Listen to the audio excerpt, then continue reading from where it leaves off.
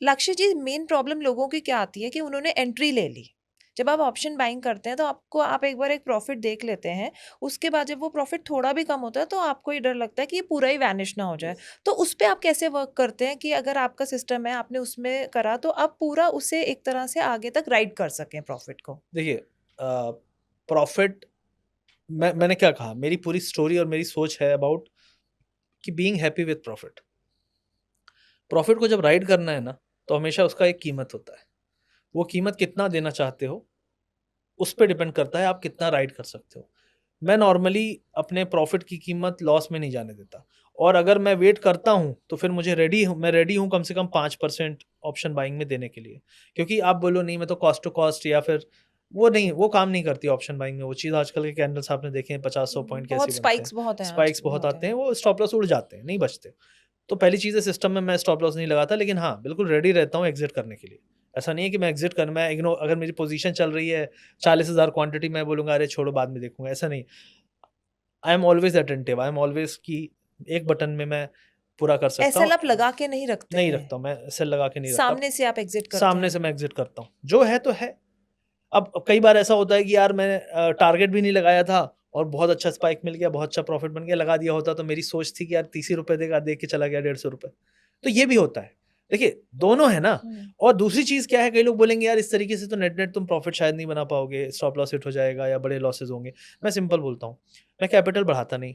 अगर मैंने 10 में से 8 बार प्रॉफ़िट कमाया है, वो पूरा प्रॉफ़िट बाहर है, तो नेट-नेट जो बाहर है वो सेफ़ है, जो अंदर है वो रिस्की है। अगर 50 लाख में मैंने 40 लाख बना लिया है, तो 40 लाख तो पहले से ही बाहर है। मेरा रिस्क कितना है, 10 लाख का, तो मैं 10 लाख से ज़्यादा कहाँ कमा रहा हूँ। लेकिन तुम जो कर रहे हो, कैपिटल बढ़ाते जा रहे हो, वॉल्यूम बढ़ाते जा रहे हो, खेल बढ़ाते जा रहे हो, स्टॉप लॉस सिस्टम में लगाते जा रहे हो, तो एट लीस्ट मेरे को ये पता है ना कि मेरा जो बाहर है वो तो सेफ़ है। बैंक थोड़ी ना ट्रेड कर लेगा मेरे पैसे से, वो तो सेफ़ है। तो I am always A believer कि पैसा जो बैंक में है वो सेफ़ होना चाहिए।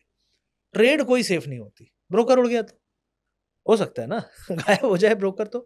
तो पॉइंट इज़ कि you have to always think कि money management for me is कि पैसा इन द बैंक, जो मेरे को पीछे से जैसे कहते हैं ना, हाँ, अच्छा है, सपोर्ट सिस्टम। सपोर्ट अच्छा है। वो सपोर्ट मेरे को मेरा बैंक देता है, मेरी जो चीज़ें हैं। और इस साल मैंने एक और बदलाव लाया, क्योंकि पिछला साल मेरा बहुत टर्मॉइल वाला था।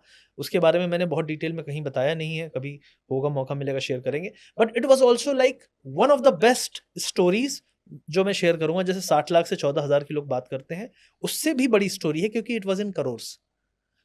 But it was also similar and it was also with गड्ढे में जाके ऊपर। आसमानों को छुआ था उसने। तो स्विंग ट्रेड में आपने बताया, जो भी आपने अभी बताया, मान लीजिए ऑप्शन का प्राइस नीचे आ गया है, तो do you suggest to average और नॉट? देखिए, अगर ऑप्शन का प्राइस, मान लीजिए, सबसे पहली चीज़, ऑप्शन का प्राइस जो भी है वो हम्म। बड़ा होना चाहिए, in the money, at the money. उससे आउट ऑफ मनी बहुत ज़्यादा जाता नहीं मैं। अब अगर ऑप्शन प्राइस आपने ₹250 का लिया है और वो आ गया आपका 200, ठीक है?